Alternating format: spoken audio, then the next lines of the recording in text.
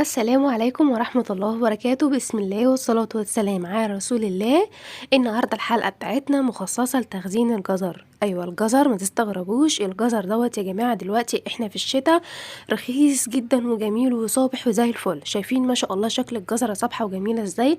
أول حاجة أنا عملتها أنا غسلتها كويس جدًا وقشرتها وشِلت القشرة اللي مش نضيفة من برّه، وبعد كده رجعت غسلتها تاني وضبطت كده الجزر نضيف وصابح معايا، ودلوقتي جاهز على التقطيع. زي ما أنتم شايفين أنا قطّعت أول حاجة كده صوابع، وبعد كده بدأت إن أنا أقطّعه مكعبات صغيّرة.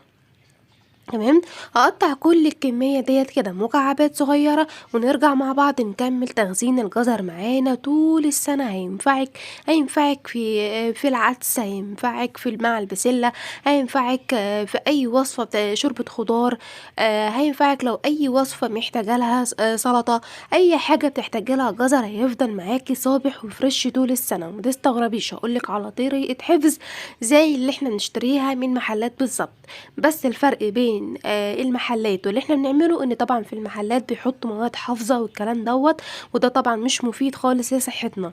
لكن هنا أنا هاعمله معاكِ بنفس الطريقة اللي زي بتاعة المحلات بنشتريه من برّه، وهينفعِك طول السنة، ووقت ما يكون الجزر غالي هيكون معانا متخزّن بأرخص الأسعار وبأنضف طريقة.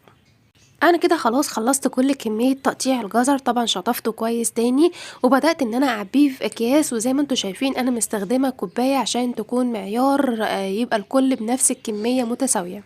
حطيته كده في أكياس تلاجة، وبدأت بقى إن أنا أغلّف الأكياس دي كويس جدًا عشان ما يدخلّهاش أي هوا، لازم تطلّعي كده الهوا منها، وبعد كده تغلّفيها وتبقى جاهزة معاكِ إن هي تتحفظ في الفريزر طول السنة. شايفين؟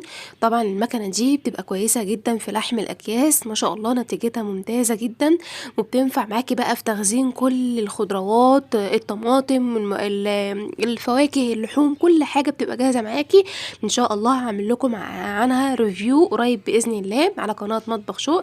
شايفين نتيجة الأكياس عاملة إزاي؟ دي حاجة صحية من عمايل إيديكِ هتنفعِك طول السنة.